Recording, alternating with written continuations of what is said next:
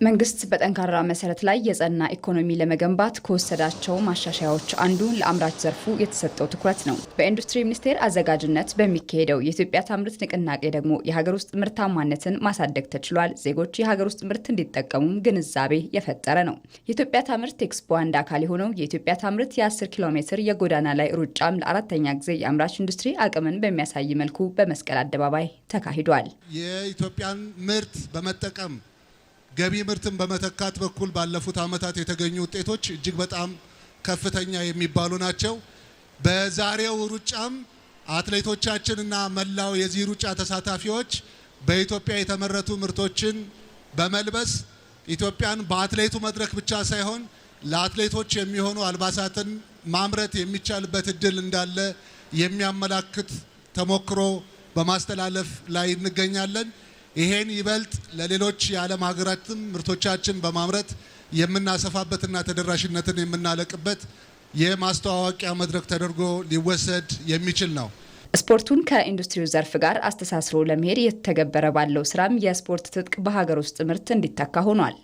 በአዲሱ ስፖርት ፖሊሲ ላይ ከተቀመጡ 11 የፖሊሲ ማስፈጸሚያ አቅጣጫዎች ውስጥ አንዱ የስፖርት ትጥቅና መሳሪያዎችን በአገር ውስጥ ምርት መተካት ስለሆነ አሁን ዛሬ እያደረግን ያለነው ኢትዮጵያ ታምርት ታላቁ ሩጫና ንቅናቄ ትጥቅና መሳሪያዎችን በመጠቀም ስፖርት የአገራችን የሕዝባችን የመደበኛ ኑሮ ዘይቤ አካል ለማድረግ እጅግ በጣም የሚያግዝ ስለሆነ ይሄን የመሰለ ትልቅ ንቅናቄ ያዘጋጀውን የኢንዱስትሪ ሚኒስቴር፣ የኢትዮጵያ አትሌቲክስ ፌዴሬሽንና ሌሎች ባለድርሻ አካላት በራሴና በኢፌዴሪ መንግስት እጅግ በጣም አድርጌ አመሰግናለሁ። መንግስት ለአምራች ኢንዱስትሪው ዘርፍ የሰጠው ትኩረት የአምራቾችን ችግር የቀረፈና የሀገር ውስጥ ምርት ተጠቃሚነትን ያሳደገ ነው።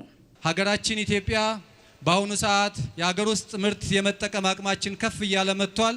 100% በሀገር ውስጥ ምርት ለመጠቀም የሚያስችለናችንን አቅም ለመገንባት የሁላችንንም ርብርብ ይጠይቃል። በመሆኑም ዛሬ የኢትዮጵያን ምርት ለብሰን በጎዳና ላይ በመሮጥ ኢትዮጵያዊነታችን በኢትዮጵያ ምርት የምንኮራ ዜጎች እንድንሆን ሌሎች ወገኖቻችንም ይህንን አይነት ተልዕኮ ወስደው እንዲተገብሩት በዚህ አጋጣሚ ጥሬን ማስተላለፍ ፈልጋለሁ።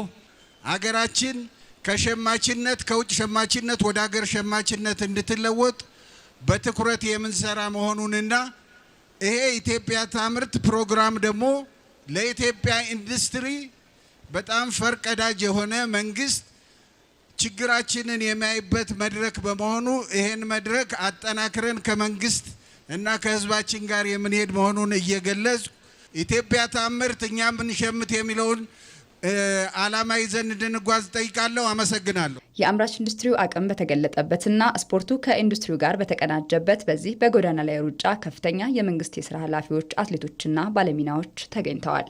300,000 ብር ሽልማት ይኖራቸው